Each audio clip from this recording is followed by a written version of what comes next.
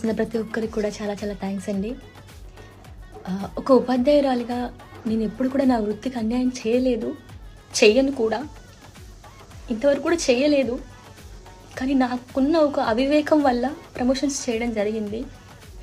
First ప్రమోషన్తో నాకు ఎవరైనా చెప్పినా బాగుండు, చెప్పలేదు, దానివల్ల ప్రమోషన్స్ చేయడం జరిగింది. సైనికుల సంక్షేమం కోసం నిధులు కేటాయిస్తున్నాము అని చెప్పి మా పిల్లలు అక్కడ చదువుతున్నారు, వాళ్ళ కోసం వాళ్ళు పిలిస్తే నేను వెళ్ళాను. ఏదైనా కూడా నేను మా గవర్నమెంట్ స్కూల్కి అన్యాయంగా నేను ఎప్పుడూ చేయనండి, అది నా యొక్క ఉద్దేశం కాదు. ఎలా చెప్పాలో కూడా తెలియట్లేదు. వాట్సాప్ నుంచి, ఇన్స్టా నుంచి, ఫేస్బుక్ నుంచి చాలా ట్రోలింగ్ చేసేస్తున్నారు. నేను ఏమన్నా 10 మందిని హత్య చేశాను, నేను 20 మందిని చంపేశానా, లేదంటే గంజాయి హెరాయిన్ ఏమైనా అమ్మానా? నాకు ఇవన్నిటితోటి సూసైడ్ చేసేయాలనిపిస్తుంది. అనొచ్చు, నన్ను అనొచ్చు, నన్ను ఎవరు హెచ్చరించలేదండి. నేను ఏ క్లాస్ రూమ్లో కూడా నేను ఎప్పుడు పిల్లల యొక్క సబ్జెక్ట్ రీల్స్ తప్ప ప్రమాణ పూర్తిగా చెప్తున్నాను. సబ్జెక్ట్ రీల్స్ ఇవే అపోజ్ చేశాను.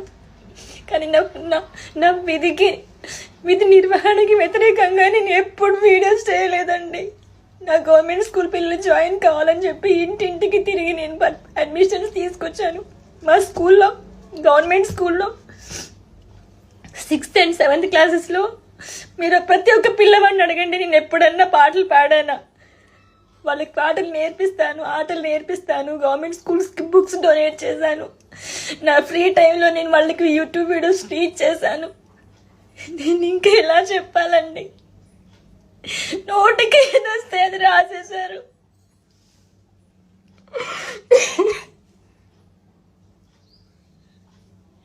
పాటలు చెప్పడం మానేసి రీల్ చేసిందని చెప్పి నోటికి ఏదొస్తే అది మీ న్యూస్ల కోసం. మనిషి చచ్చిపోయినా అంతే, నా అప్పుడు హ్యాపీగా ఉండండి మీరంతా. చచ్చిపోయింది కావచ్చు మీ ట్రోలింగ్కి అని 4-5 రోజుల నుంచి నీళ్లు తాగలేదండి, మీరు నమ్ముతారా? ఇప్పుడు ఇది చెయ్యొచ్చో లేదో కూడా నాకు తెలియదు. బీపీ డౌన్ అయిపోయి నాకు మైండ్ పని చేయట్లేదు. కడుపుకు తిండి పెట్టే జాబ్కి ఎవరైనా అన్యాయం చేసుకుంటారా అండి? తెలియలేదు నాకు. నా గవర్నమెంట్ వ్యవస్థ నాకు తిండి పెడుతుంది. ఈ గవర్నమెంట్ వ్యవస్థను అన్యాయం చేయాలని నేను ఎప్పుడూ కోరుకోలేదండి.